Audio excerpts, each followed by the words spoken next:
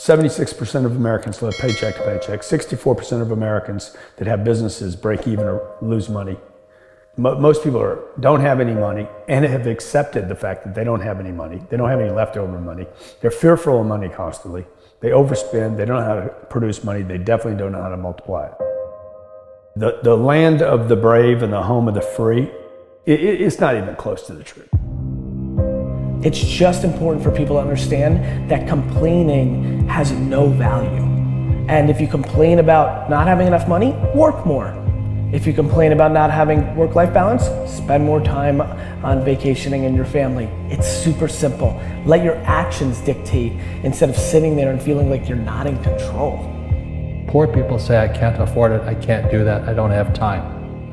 It's an escape, you know what I mean? It's easy to say I can't afford it. Oh, I'm too tired. Oh, I can't go to the gym. You know, when you could go to the gym, but no, I can't. Truth is, I'm just too lazy to go to the gym. Money doesn't have value, right? And this is an important thing that most people don't immediately understand, is that money itself doesn't have value. Money is a vector for transmitting value. It's how you express value. But the value isn't in the money, it's in the product or service you bought with it. And it's in the labor you gave in order to acquire it in the first place. That's where the value comes from. There's nothing intrinsically valuable in the money. You shouldn't put money in a house, you should put money in your brand. You should put money in the marketing. You should promote yourself, not put money in where you and the kids live. Right. Why is that a mistake? Because it's dead money. I mean, a house can't make you money. A house does not make you money. The only reason people think a house makes them money is they're comparing it to, if I rent, that costs me money. But, you know, if you need to go to a hospital, you don't buy the hospital. You rent a bed to get out of there as fast as you can.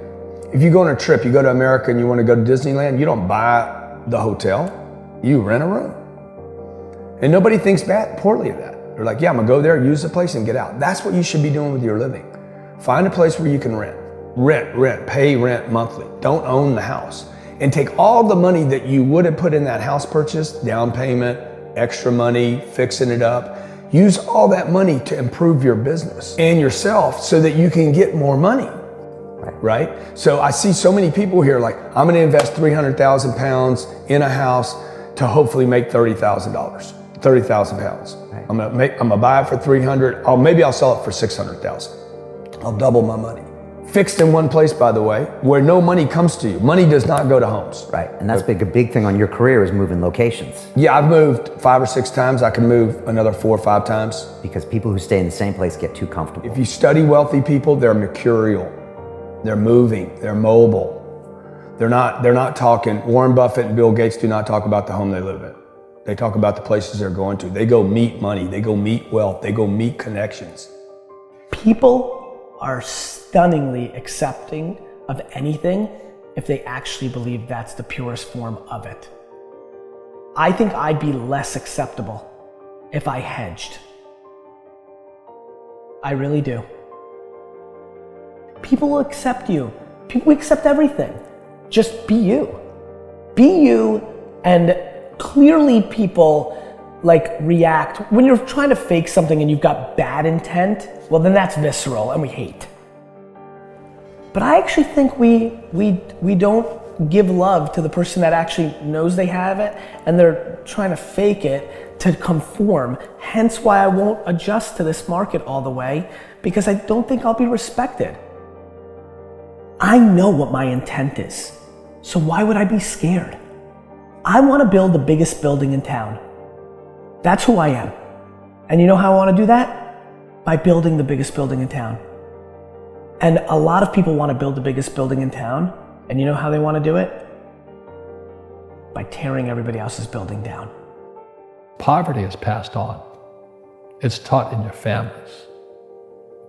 And middle class is taught in families. And so the people right now who are sitting at home, who are struggling financially or worried about money or unhappy, they may be making a lot of money, but unhappy with what they're doing, it was probably taught to you. You know, your superego was taught, get a job, work hard, or you'll never be rich, or the rich are evil, or whatever. And until you change your mindset, Correct. Money won't help you, right? Correct. And we see that with people that win the lottery, people that make more money, they still have the same problem. Right. Because they have that poor man's soul. Correct. If you're poor, you'll always be poor. That's really hard for people to understand. Yeah, the money will disappear that fast. Just like most pro athletes, they make millions of dollars, and 65% are bankrupt 5 years later. It's because they come from poor families. Now you tell them that, they get very angry at you. It's not, it's the rich fault. It's you guys ripped me off and government ripped me off.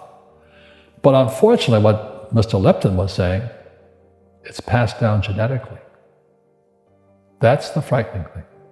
And it's interesting when you commit to something, little gifts just start automatically showing up. It's a phenomenal thing. It's happened my whole career. When I fully commit, somebody will bring me something. Okay. And then keep your eyes open. And by the way, the package may come wrapped in a package you weren't thinking about. Hard work. Or like a voice, or like a person, or maybe from a different direction than you thought, or an offering where you're like, you read something about this and that's not the thing. Like all throughout my career, it's come in weird kind of ways. If you ask for help and somebody shows up at the door, maybe invite them in. Okay. Regardless of what the packaging is or what you've heard about it or whatever. That's really been beneficial to me. Okay. How old are you? 44.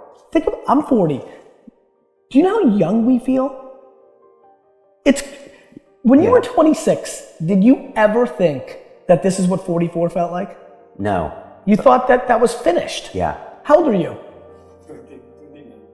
Like, you think a 40-year-old, like when I was 25 years old, I thought a 40-year-old was finished.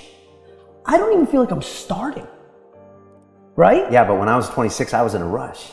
I understand. And all of those guys and girls on the streets last night, when you say that to them, like their face kind of goes blank, because all the stuff they watch, MTV, music videos, it's all about the bling now and the this now and the this now. And MTV's tame. You start following people on Instagram and it's a disaster. They're all pushing it's all about champagne and private planes and you can get it too and just sign up for my course. And everybody's falling for it. So I'm coming out and first of all, I want to be historically correct. Nobody in 100 years is going to watch that video and say that I was full of crap. I like that. Right? Number two, I want my legend to grow. I'm always fascinated by politicians and world figures. Like Winston Churchill, his brain continues to grow. Yeah. Right? I want that. When I'm dead, I want to be in the ground at peace knowing my legend's growing. I want that. I want that in the business world. And so I'm giving real advice, and real advice looks like this. When you're 19 and you can spend 7 full years learning your craft, meeting people that are mentors, being patient, and you wake up and you're 26 years old, you have your entire life in front of you and you've done great foundational work to go on and then be successful. I have bad luck too. I've had financial crashes. I've had people stab me in the back, but they're all good because I grow from it. That's spirituality. Right? People who are afraid of making mistakes, like they teach in school, they don't ever grow. Because spirituality is there's good and there's bad, there's right and there's wrong, there's up and there's down. Most people only want to be right, they only want to be positive. Well, you can't have that. That's not reality. And the average person, the reason they're poor is they haven't failed. They play it so safe, they haven't made any mistakes like they're taught in school. That means they don't learn anything. That's why the school system's actually fundamentally corrupt. It's anti-education. Don't make mistakes and don't ask for help.